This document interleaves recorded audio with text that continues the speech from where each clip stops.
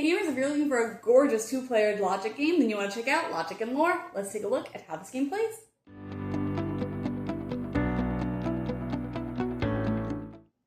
In this two-player game, both players are trying to put all of their stars in the correct alignment, so they want them to match up with the star cards that are in the center. Each turn, players will go through the different phases. This is set up for the basic beginner game, the Starlight game. So the first thing players can do on their turn is move the heavens, so that is rearrange as many of the cards in front of them as they want to without looking at them. Then they can choose to align the stars, and that would be flipping over all of their cards if they think that they're all lined up correctly.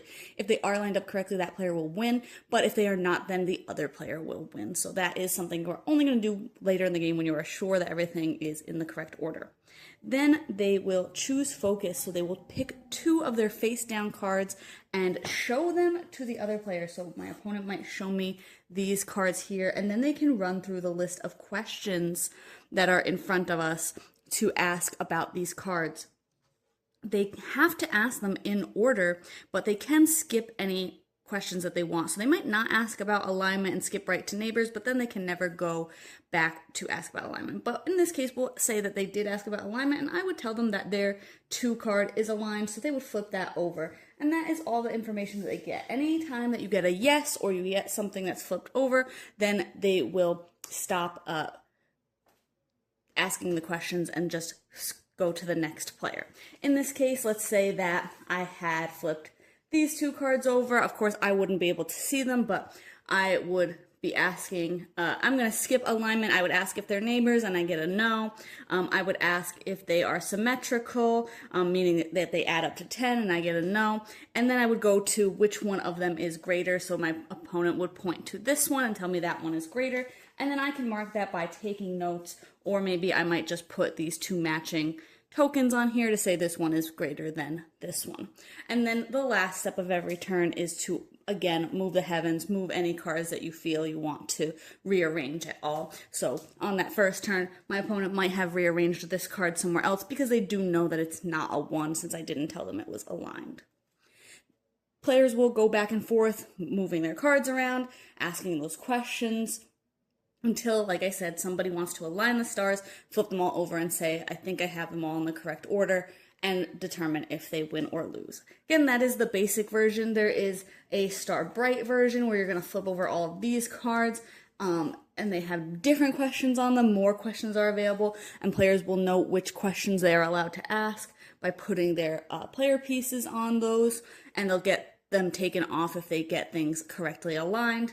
And then there's a couple other variants where players will have star cards. You can add in black holes to make the logic deduction more difficult, all things like that. But in all of the versions, as soon as you get all of your cards correctly aligned to the star cards, that is how you will win.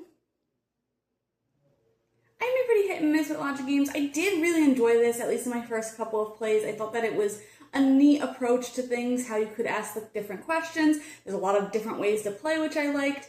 I think that my one issue with this game is that it came down to kind of the luck of the shuffle.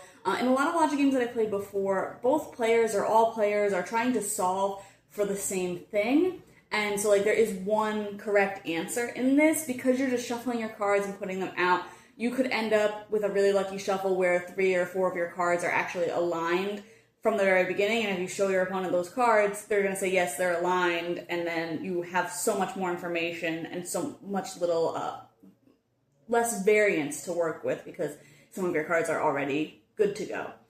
So I thought that was kind of where it was a misstep for me, because if somebody is lucky and asks about the cards that happen to already be aligned and get lucky there, they're going to have a lot of an easier time than the other player. But hopefully that won't happen too often. Again, it does come down to the shuffle, so hopefully the shuffle is more random the more you play. And I think that the Star Bright version with the more questions is a little bit more interesting too, because it kind of determines who's going to have more options for their questions, because you have to take pieces off if you do get things aligned. So the player who maybe did get a lucky shuffle is going to have less questions to be able to ask. So there's a little bit of a give and take there, which I do like. If you like Logic games and two-player games, I think that this is a really good choice. Again, it's gorgeous, and I think that it does play really well. It does have a little bit of a bigger footprint because you do have to kind of spread everything out on the table, but Overall, I think that it works really well. I think that it's fun if you like this style of game, so it's definitely worth checking out. But you can see my full thoughts on the block today to decide if this one's for you.